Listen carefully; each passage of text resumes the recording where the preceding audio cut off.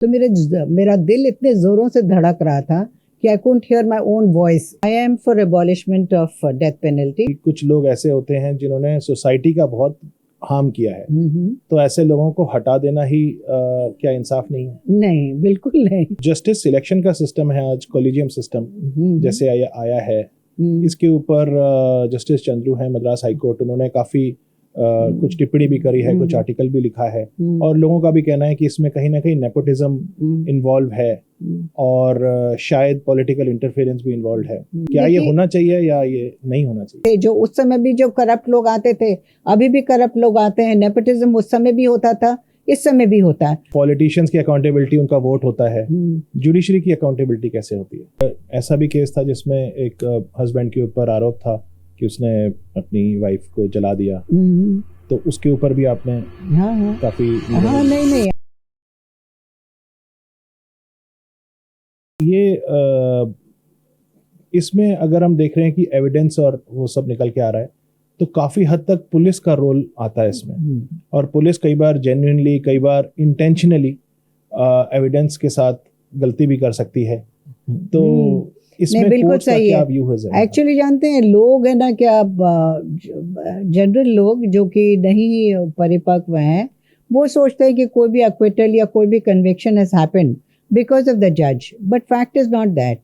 Fact is कि आपका किस तरीके से इन्वेस्टिगेशन हुआ है, मटेरियल क्या लाया गया है, उसके ऊपर कन्विक्शन होता है या एक्विटल होते। कभी कभी कन्विक्शन बहुत गलत भी हो जाता है, क्योंकि जो प्रॉपर जो एविडेंस लाना चाहिए वो नहीं लाया। जैसे फिर उदाहरण के लिए कह रहे हैं, जैसे 304B है।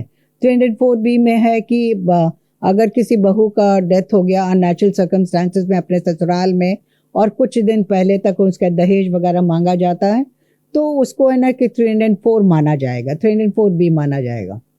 शायद एक केस आया भी था आपके पास ऐसा? हाँ, बहुत ये भी काफी कॉमन है। 304B IPC भी काफी कॉमन है। तो ये केसेस ऐसे होते हैं। तो उसमें क्या होता है कि जैसे इन्वेस्टिगेशन अगर करता है, तो अनफॉर्चुनेटली पुलिस जो है वो क्या करेगा कि उसके लड़की के पेरेंट्स का, लड़की के फैमिली मेंबर्स का, सबका है ना स्टेटमेंट ले लेगा।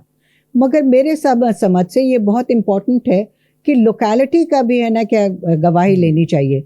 जैसे अगल बगल के नेबर्स हैं, वो लोग, उन लोगों ने क्या कहा इसके डेथ के बारे में। हम लोग बहुत बार देखते हैं कि एविडेंस ऐसा आया है कि लोग जो हैं नेबर्स वगैरह, वो बोलते हैं कि अचानक उसके घर से हल्ला हुआ कि जल गया या कुछ है ना कि उसने है ना क्या आत्महत्या कर ली। तो हम लोग गए हैं, जाकर के दरवाज़ा तोड़े हैं, दरवाज़ा तोड़ करके उसको निकाला गया है। मगर फिर भी उसके बाद भी 304B का केस बना है। और वो जो है कि दहेज मांगते थे कि नहीं मांगते थे, वो भी बड़ा है ना, बहुत ऐसा नहीं था कि बहुत एकदम श्योर एविडेंस आता था। तभी भी है ना क्या इस चीज़ को वो लोग है ना क्या गवाह, पुलिस जो है वो यूजुअली सबको है ना क्या एविडेंस लेगा ही नहीं। तो वो तो गलत बात है ना। तो क्योंकि एक्चुअली कोर्ट जो है, हम हमेशा कहते हैं कि उसी चीज़ पर डिसाइड कर सकता है जब जो उसके सामने आया है। अब एक है ना पुलिस ऑफिसर जो है वो एक तरह का एविडेंस ही नहीं लाएगा, तो पोअर जज वो तो खाली इसी को देख करके वो एविडेंस दे रहा है। तो this is I have always held that this is unfair upon the जज कि I am expected to do justice, but unfortunately what is happening because of this wrong kind of investigation, or this one-sided investigation, sometimes corrupt also investigation, the judge is deprived of the right to do justice. It is my right to do it. It is my responsibility. It is my duty to do justice. Correct. But unfortunately, I am unable to do justice because of the faulty investigation of the police. Of the police. Achha. So this is, this is very unfortunate. तो इस case में क्या? But nobody looks, to this ki that, that the judge also ultimately suffers. By a wrong, verdict. Obviously, उनके conscious में भी रहेगा। हाँ, नहीं, उसके कॉन्शियस में रहे चाहे नहीं रहे, बेचारा वो लिटिगेंट तो सोचेगा ना कि हमने कुछ किया नहीं और उन्होंने हमको सजा कर दी। ये तो लगेगा ना कि हम तो I am bound by the evidence that has come. तो इसीलिए according to me I have done justice. But in circumstances where, because of faulty investigation, not all the material has been brought. So the duty, the judge who's duty bound to do it, unfortunately is deprived सही of it. बात है, कोई जज हाँ। भगवान तो नहीं होते है कि नहीं, कहाँ he से will निकाले। not know. जी। और आपको कुछ क्योंकि मैं हमेशा कहता हूँ MRP एक होती है मैक्सिमम रिटेल प्राइस, और एक MRP होती है मनी, रेस्पेक्ट एंड पीस, यानी कि पैसा भी हो और मान सम्मान भी हो और शांति हो मन में। तो लॉयर और जज के ऊपर इतना प्रेशर होता है, आप अपनी MRP कैसे मेंटेन करती थी? Money, respect, peace of mind. Respect तो खैर जज को मिलती है, but peace of mind is बहुत important. Peace of mind is very important, but जानते हैं every day is a challenge, ठीक है, where peace is concern. But अब जब when you start doing well as a lawyer, तो money is not a problem, ठीक है। Respect also you've earned obviously because you're doing well. Peace की जहाँ तक बात है ना, कि you do become unsettled sometimes when you see that you are unable to get justice or unable despite of whatever good efforts that you've made. कभी अगर जो अपने से गलती हो गई जिसके वजह से अगर कोई गलत ऑर्डर पास हो गया, so that's a different thing. But your peace मतलब है ना क्या, is bound to get disturbed when you feel कि this is not what should have been done. And that is as a judge या both as a lawyer and as a judge, both. अच्छा। हाँ, both as a lawyer and as a judge also, both. But there are so many times as a judge I felt कि my goodness, what is this, what is this that has happened, and you start feeling it disturbs you. As a lawyer तो खैर बहुत बार, in fact day in and day out I feel my peace is very disturbed. तो कभी ऐसा मौके आए होंगे कि जब आपको लगा होगा कि मेरा जज बनना सफल हुआ, जो मैंने इंसाफ दिलाया है किसी व्यक्ति को? रोज के दिन। अच्छा। हम एक्चुअली क्रिमिनल लॉ करते थे, तो मतलब प्रैक्टिस मेरा वही था। तो जज, चीफ जस्टिस जो भी रहते थे, तो हमको है ना यूजुअली क्रिमिनल रोस्टर ही दिया करते थे। तो क्रिमिनल रोस्टर का मतलब था कि बहुत सारे बेल एप्लीकेशंस थे, जितने पेंडिंग बेल एप्लीकेशंस थे वो सब मेरे यहाँ लगते थे। तो हमको हमेशा लगता था कि ना फटाफट निष्पादन कर देने से लोगों के लिए है ना कि बहुत अच्छा मतलब क्विक जस्टिस मिला। And always not over emphasising the importance of bail, because as I told you before also, कि it's very important, it's a very not really a trivial thing, but in a criminal trial it's just an interim order that one has to pass. It is very important for the litigant कि आपको bail मिला ना मिला, मगर वो जो है ना क्या in the criminal jurisprudence, क्योंकि that is just one interim bail that you have to grant. तो इंस्टीट्यूशन के लिए बहुत ज़्यादा उसके ऊपर स्ट्रेस करना है, उतना ज़्यादा टाइम देना मेरे समझ से बेमानी है. People should be quicker where they take decision on bail etc. क्योंकि that's just an interim arrangement. आप जब ट्रायल ख़त्म कर दें और तब आप देखें कि उसका जजमेंट उसका कन्विक्शन सही है या गलत, तब I can understand that you really have to give yourself into it. But where bail is concerned, it is just an interim arrangement and you have to just keep the parameters clear in your head. So when I used to sit on the roster of bail, I was very happy doing my work कि बहुत है ना जल्दी फटाफट कर लेते थे. People also must have been happy because of that and very fairly too. तो उस हिसाब से आप वो फॉलो करती नहीं कहीं ना कहीं? हाँ बिल्कुल bail is the rule वाला. Yeah, I used to follow that. I mean like ये सब भाषणबाजी देखिए हमको बहुत पसंद नहीं है. And if you don't believe in it, then don't say it also. But मतलब I always maintain कि जो हमने सीखा आपने मतलब जब हम लोग प्रैक्टिस कर रहे थे उस समय तो बहुत कन्वेंशनल जजेस थे. They always followed these things. I mean there are lots of things. आज के दिन तो यहाँ पे भी सुप्रीम कोर्ट में भी देखते हैं कि अजीब तरह का ऑर्डर पास होता है, even on matters of detention and bail etc. I find it very I feel very uncomfortable about it, because even at the high court level we never used to spend so much of time on all this. bail के लिए हाँ मतलब जो भी आपको initial लग रहा है assumption के हिसाब मतलब एविडेंस के हिसाब से उसके हिसाब से yes. और वो जो प्रिंसिपल्स जो हैं वो प्रिंसिपल्स पे अगर आप फिट आते हैं तो well and good. If you don't come within the principles then you are out. आपने अभी चीफ जस्टिस की बात करी, तो कई लोग समझते हैं चीफ जस्टिस के पास कुछ स्पेशल पावर हैं, जबकि शायद वो केवल रूस्टर डिसाइड करते हैं extra. So he is the master of the yes, I would like to talk about it कि एक्चुअली जो लोगों को लगता है कि चीफ जस्टिस है तो उनको एक्स्ट्रा जुडिशियल वर्क पावर है, but fact is not that, all जजेस आर इक्वल। तो सीनियर से जूनियर तक सब हम लोग है ना इक्वल थे। एंड जहाँ एडमिनिस्ट्रेटिव पावर होता है वो जज को, चीफ जस्टिस को रहता है। मगर एडमिनिस्ट्रेटिव पावर भी बहुत सारे चीज़ें ना क्या दिया जाता है किसी किसी और जज को, मगर जैसे रोस्टर को डिसाइड करने वाली चीज़ वो चीफ जस्टिस अपने पास ही रखते हैं। तो वो बहुत इम्पॉर्टेंट है कि इस माने में इम्पॉर्टेंट है कि एक चीफ जस्टिस जो है वो पूरे अपने हाई कोर्ट को जानता है कि कौन क्या काम करता है। अब किसको है ना कौन सा काम दिया जाए जिसमें कि मैक्सिमम लोगों को बेनिफिट हो, ये उसकी समझ होनी चाहिए, ना कि कुछ और। अच्छा, अगर आप उस समझ से आप काम करते हैं तो इंस्टीट्यूशन बेनिफिट करता है और आपका एंड यूजर जो है वो बेनिफिट करता है। आफ्टर ऑल कोर्ट्स तो अपने लिए नहीं एग्जिस्ट कर रहे हैं, जजेस के लिए नहीं एग्जिस्ट कर रहे हैं, वो तो लिटिगेंट्स के लिए एग्जिस्ट कर रहे हैं। तो जिसमें सबको सबसे ज्यादा फायदा हो लिटिगेंट्स को, लोगों को, चीफ जस्टिस को उसी तरह का रोस्टर बनाना चाहिए और वहां पे कहीं कोई अनफेयरनेस नहीं होना चाहिए, बिल्कुल लेना तरीके से करना चाहिए।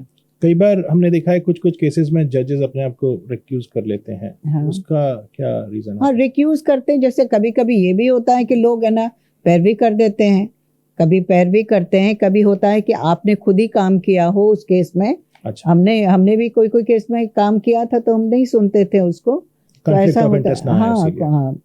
अच्छा, तो ये मतलब जज के ऊपर ही है, उन्होंने अपनी ईमानदारी से अपने आप को हटा दिया। हाँ, राइट। हाँ, ठीक है। और जुडिशरी का अगर हम देखें तो डेवलपिंग स्टेट्स में, जैसे आप बिहार में रहीं, सो डेवलपिंग स्टेट्स और कुछ डेवलप्ड स्टेट्स हैं, क्या डिफरेंस आपने देखा? आप जैसे आप बहुत डिफरेंस है, बहुत डिफरेंस है। अनफॉर्चुनेट है ये बहुत, मगर है ना क्या होता क्या है कि जो लोग जिस किसी और स्टेट पे नहीं घूमते हैं तो उनको पता ही नहीं रहता कि ग्राउंड रियलिटी क्या है। क्योंकि देखिए लॉ एक ही है सब जगह के लिए, प्रोसीजर भी है सब एक जगह एक ही है सबके लिए, मगर उसका इम्प्लीमेंटेशन किस तरीके से हो रहा है या क्यों नहीं हो पा रहा है, ये तो सबका पेक्यूलियर अलग अलग जगह की बात होती है। जैसे बिहार स्टेट में हो सकता है कि बहुत जॉब वैकेंसीज ही है बहुत ज़्यादा, उसमें है ना क्या लोग नहीं है, काफ़ी जजेस नहीं हैं, आपके पोस्ट नहीं है या पोस्ट सैंक्शन नहीं है, ये सब हो सकता है। केरला जैसे स्टेट में हो सकता है जितने सैंक्शन पोस्ट हों दैट मे बी सफिशिएंट। जो रेशियो ऑफ लिटिगेशन पर विद द जज, if that is perfect then everything is matched in some states, but in some states it's not done. So to think that every state is the same on the same level where the judicial infrastructure is concerned, that is actually a misconception. It's a very different thing altogether. और जिस तरीके से आप deal करते हैं वो भी एकदम अलग है। जैसे हम आपको छोटी सी बात बताते हैं, यहाँ दिल्ली में सुनते हैं या हरियाणा पंजाब में एक जज बैठा रहता है और एक गवाही यहाँ हो रही होती है, एक गवाही वहाँ हो रही होती है, और दोनों स्टेनो जो है वो अपना यहाँ पे टाइप कर रहा है, वहाँ स्टेनो टाइप कर रहा है। I mean like this, I can't think कि बिहार में ऐसा हो रहा होगा। बिहार में तो बेचारा सेशन जज है, वो बैठता है, अगर वो गवाही ले रहा है या मैजिस्ट्रेट ले रहा है वो अपने हाथ से ले रहा है, हाथ से लिख रहा है, वो भी गलत है। मगर ये भी गलत है कि आप दो गवाही एक साथ करा रहे हैं। वो जज, क्योंकि जज का काम सिर्फ ऐसे बैठना कुर्सी पर नहीं है, जज को ये भी मॉनिटर करना होता है कि क्रॉस एग्जामिनेशन कैसा हो रहा है, एग्जामिनेशन कैसा हो रहा है, and he has the right to interject and ask questions also. उसी समय बहुत सारे जजेस लोग उसी समय क्वेश्चन पूछ करके काफी प्रॉब्लम सॉल्व कर देते हैं फॉर लेटर एपेलेट जुरिसडिक्शन।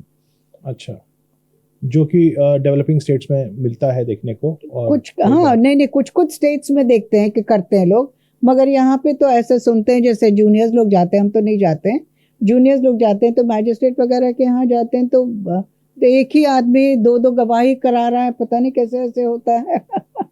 तो इतनी जो अभी शॉर्टफॉल है जजेस की, ये अगर मतलब जज सिलेक्ट जज वाला ही चल रहा है सिस्टम, कॉलेजियम सिस्टम, तो इतनी शॉर्टफॉल अभी क्यों है, इतनी वैकेंसीज क्यों है जो कि फुलफिल नहीं हो रही?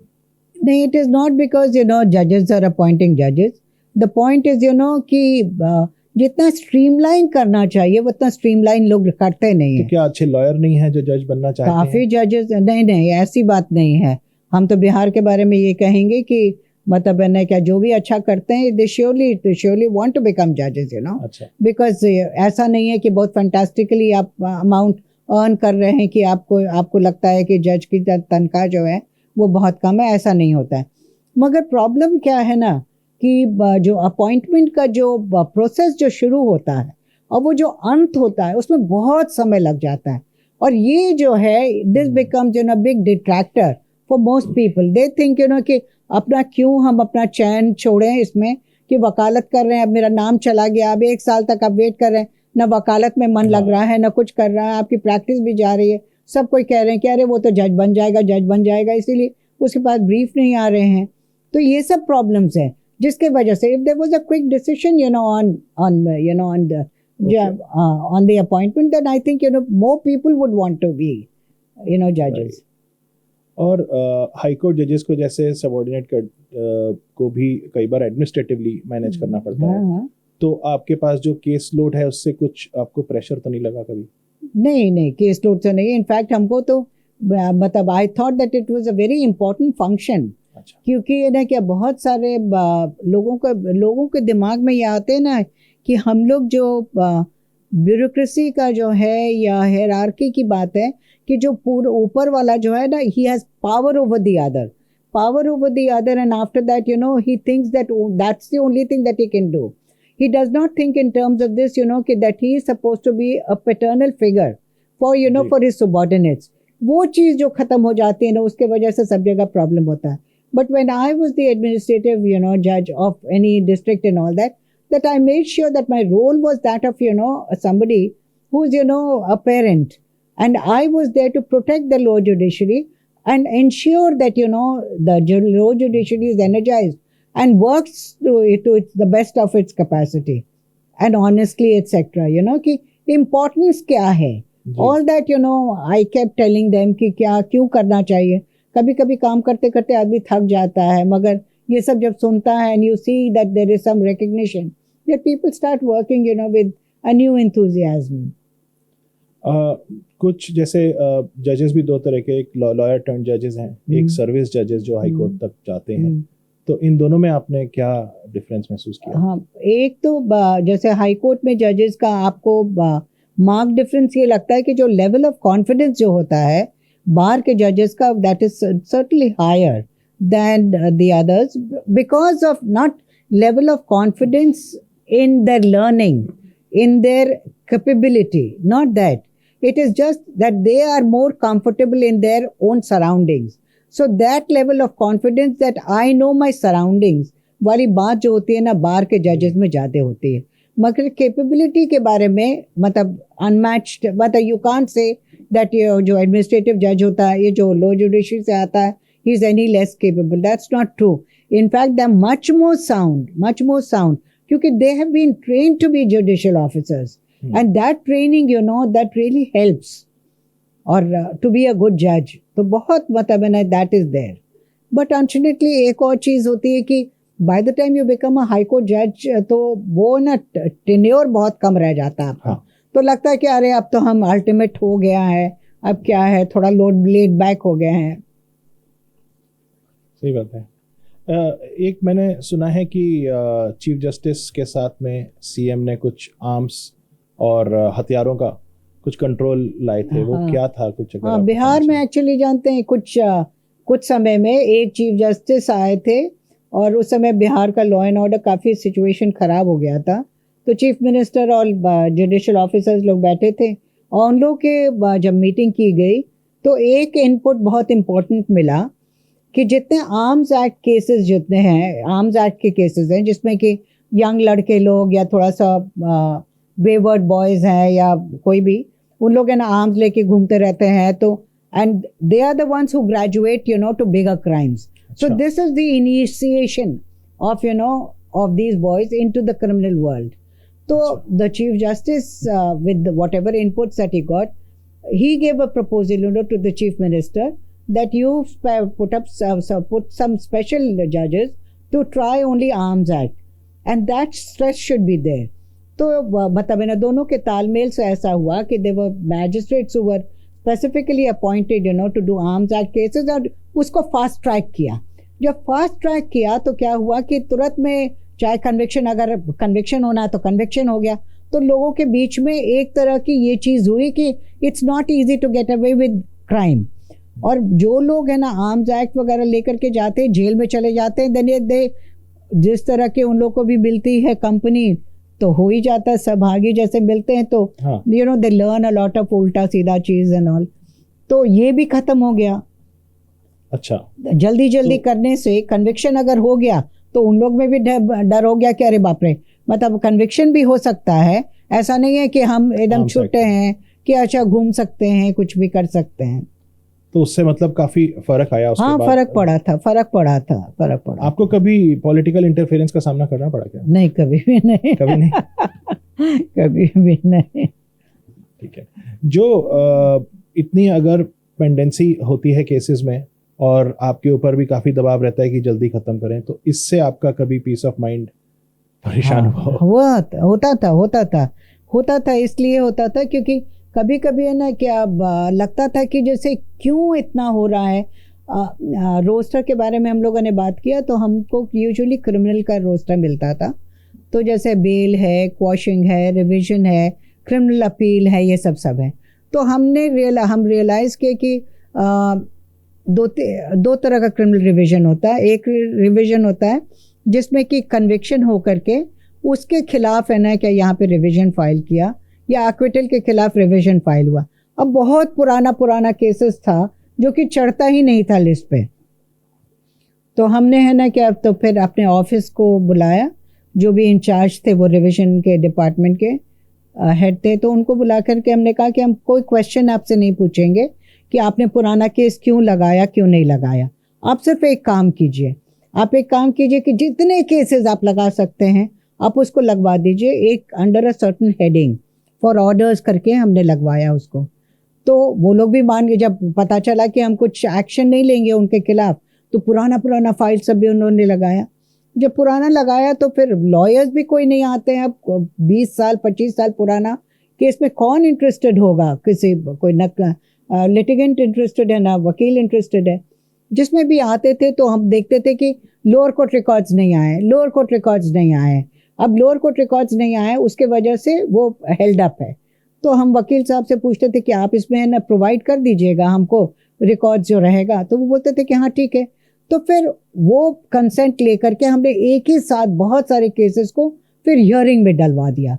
फिर हियरिंग में डलवा करके मतलब आपको सिर्फ 5 मिनट, 7 मिनट, 8 मिनट, 9 मिनट चाहिए एक रिवीजन। अगर आपका एक्सपीरियंस अगर उस तरफ है तब तो उसमें उस लॉ में है तो आपने अकेले ही काफी केस काफी लोड कर दिया। तो ये सब चीजें ना दिमाग हमेशा चलते रहता था कि कैसे करें क्या करें, जिसमें कि मैक्सिमम। यही फायदा हुआ ना जब वो शर्मीली लड़की एक लॉयर और एक जज बनी। तो आपने इतना अगर काम किया है और अब इसके काम के बाद भी आफ्टर जजशिप ऑल्सो आप अभी भी कंटिन्यू कर रही हैं, उसके ऊपर कुछ थोड़ा सा बताइए ना। बिकॉज हमारे काफी सारे ऑडियंस CEOs हैं, CFOs हैं, so they'll also like to understand. Actually ये ना कि अब रिटायरमेंट के बाद हमको लगा कि मतलब obviously I was very passionate about being a lawyer, तो ज्वाइन तो करना ही था। तो ज्वाइन जब किए ना तो यहाँ पे सुप्रीम कोर्ट में I knew the supreme court, I was comfortable because I used to come before my elevation. काफ़ी प्रैक्टिस करते थे यहाँ पे। मगर जो एक फीलिंग थी कि आप आउटसाइडर हैं, मतलब मैंने कोई रिकग्निशन आपको उतना जल्दी देना चाहता नहीं है ना कि आप बताओ हैं कौन, मतलब कौन है आप, उस तरह की बात जो होती है। तो उसमें थोड़ा सा तो एसर्ट अपने को करना पड़ता था कि जो भी है आपने अपने कैपेबिलिटी से ही हो। तो लिखना मतलब है ना, तब हम काफ़ी एक्टिवली लिखना शुरू किए। और काफ़ी एक्टिवली लिखना शुरू किए तो लोगों को भी लगा कि मतलब है ना कुछ सोचने वाले लोग हैं, आप भी कोई हैं। नहीं तो कौन जानेगा, पटना हाई कोर्ट से कोई रिटायर करके कोई आ गई है यहाँ पे प्रैक्टिस कर रही है, कोई मतलब नहीं है ना किसी को जानने का। तो उस तरीके से मतलब है ना धीरे धीरे। और फिर अपना चूंकि हम 27 years I had been a lawyer, तो I had earned a lot of goodwill among litigants। और लोगों को ये बहुत विश्वास होता था कि जब भी अंजना प्रकाश के पास जाएंगे तो ये सही हमको एडवाइस देगी, चाहे कुछ भी हो जाए मगर ये सही राय ज़रूर देंगी। तो अब मतलब है ना, कहाँ कहाँ से लोग उठ उठ के हमको फोन करते थे, बोलते थे कि हाँ फलाना केस में। तो बहुत सारे लोग वापस, मेरे क्लाइंट्स लोग, मतलब उन लोगों का कोई लर झर जिसको बोलिए, वो लोग आकर के हमसे है ना कि फिर काम करने लगे। और मेरे क्लाइंट्स तो थे ही जो कि मतलब पहले के, वो लोग धीरे धीरे मतलब वो रेपुटेशन भी शायद बना करके असर्ट करके रखना ज़रूरी होता है किसी के लिए भी, कि आपकी एक आइडेंटिटी है। वो आइडेंटिटी ये है कि ये गलत कभी नहीं बोलेंगे, सही बोलेंगे, आपको अच्छा लगे चाहे बुरा लगे, मगर सही बोलेंगे। ये बहुत ज्यादा जरूरी है। बहुत ज़रूरी है, बहुत ज़रूरी है। वरना यही होता है कि अरे वकील तो झूठ बोलता है। हाँ। तो यहाँ तो वकील सच बोलता है। वकील अगर जज बन के आया तो फिर वो झूठ नहीं बोलेगा। नहीं नहीं, ऐसे भी वकील सच बोलता है। लोग सोचते हैं कि झूठ बोलता है, अरे वो जो कागज रहेगा उसी पर ना बोलेगा बेचारा। सही बात। और हमारे young listeners, specially young lawyers और स्टूडेंट्स, उनके लिए कोई संदेश अगर आप देना चाहें। हम तो बोलेंगे कि हमको किसी ने बहुत अच्छी राय दी थी कि never be conscious about your gender, कि आप है ना लड़की हैं कि लड़का हैं, ये सब चीज़ दिमाग में मत रखिए। आप you're a person in your own right, you're a professional and you should treat yourself like that. You see yourself also like that. Don't let anybody else, and once you see yourself like that, the other person will also not see you in terms of gender. They will also see you only as professionals. That is one. And the second is that you must always make an identity of yourself, for yourself. You know, ki, what should you be known as? That, you know, that assertion must go right since the beginning, that you are very regular in your work. You never present a brief which is, you know, you've not read. तो हमेशा है ना तैयार होकर के आप आइए, समय पर आइए, नेवर लेट डाउन एनीवन। और फिर क्लाइंट को तो आप है ना जो भी है सही राय दीजिए। और मतलब जज के सामने भी खड़े अगर आपको कुछ नहीं आता है तो आप ये नहीं बोलिए कि अच्छा कुछ भी झूठ सच नहीं बोलिए। आप जज को बोलिए कि हाँ ठीक है, हमको नहीं पता है, ये हम पूछ मतलब है ना समझ करके फिर हम आएंगे। वो कॉन्फिडेंस अपने आप में होना चाहिए कि कभी भी in every circumstance you should not be, you know, misrepresented, you know, as something else, कि आप है ना सही लॉयर नहीं है, ये नहीं होना चाहिए। You should always be, you know, a truthful lawyer, an honest lawyer. As a जज कोई अगर यंगस्टर आता था आपके सामने और अगर थोड़ा सा घबरा रहा है या फंबल कर रहा है, हाँ, आप उसको कैसे? I used to always be very assuring. I was always very assuring, and people like हम वही जैसे हमने कहा ना कि I had put in so many years of practice, so everyone knew me and everyone knew me as, you know, a person who who was strict, no doubt. I mean, like, I didn't let anybody cross boundaries, but I was not, you know, the kind who would unnecessarily, you know, chase anyone or be rude to anyone and all that. So people generally people felt assured that. Even though they were scared, but they were assured, you know, that she would not do anything which would harm that person. Thank you so much, ma'am, for your time. Thank you. ये बहुत बड़ा, सबके लिए बहुत बड़ा learning I होगी। hope so. Thank you so much. Okay, thank you.